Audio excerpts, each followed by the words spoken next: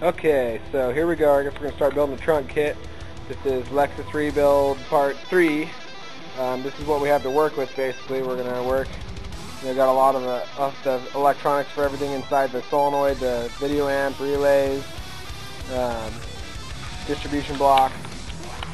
We've got empty space on this side. Someone else already cut the factory panel out, so I'm going to have to cover all that up.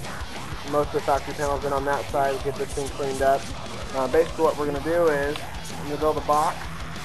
It's all Memphis, so I'm going to build a box for 212 ported. I'm going to run the port through the armrest there in the center.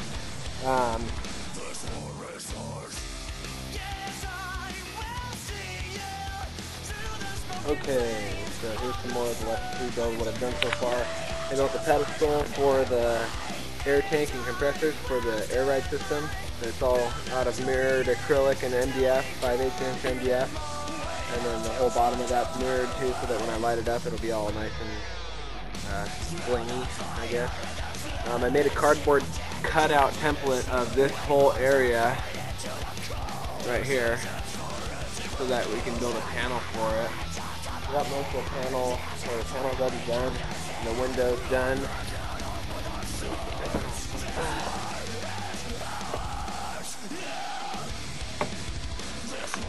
Basically, see how it'll fit in there now. That curved piece in the front, I'm going to bend a piece of acrylic to fit that, and then glass the rest of it. And as far as most of the metal work, or most of the wood work is done now, it's just going to start doing glass and stuff, so we'll be back in a little while.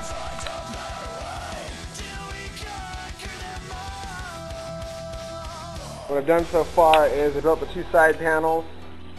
I haven't cut them all the way out yet, but right here will be a place where I can put my logo in acrylic. This whole center section you see, it's kind of shadowed here, will come out after I resin it. What I've done is I built the panels out of wood that I wanted the shape-wise. Then I wrapped them in fleece, pulled it real tight, and then what I'll do is I'll resin those so the fleece gets hard.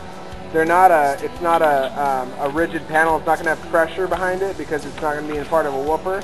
So for the most part, after the fleece is resined, it won't need to be chop matted. You really can lay, what I normally do is lay, after the completion resin, I'll DA sand the whole thing, filler prime it, DA sand it again, keep, filler prime and block, and you can basically get it paintable. There's no need to make it super rigid because it's not, or it's going to be rigid, but there's no need to make it, a half-inch thick because basically it's just going to be a trim panel, The factory trim panel is pretty thin. Obviously it's going to be painted, so it still has to be rigid, but yeah, those are made.